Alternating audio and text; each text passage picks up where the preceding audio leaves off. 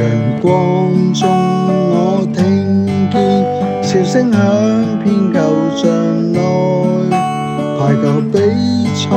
此刻上演了，有個小子飛身救波，像當天的我，令我想起昔日舊片段。沉迷打波想發洩，不滿老師嚴厲責罵，排球使我拋開一切苦惱，更有波友一起暢飲幾支冰凍汽水，令我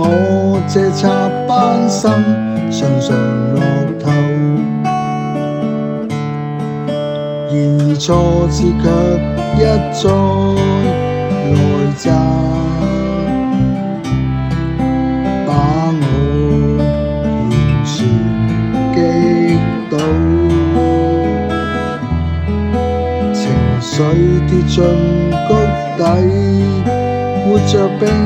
無樂趣，更打算結束一生。回頭再看，太魯莽太衝動，恨錯難返，更帶給我遺憾。時日過去，領略人生道理，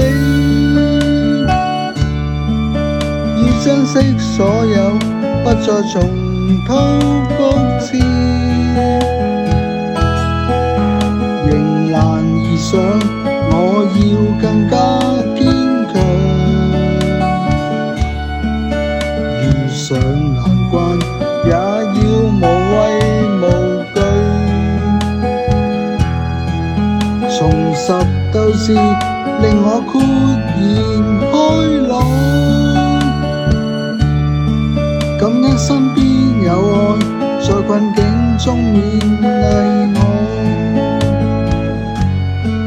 人生只得一次，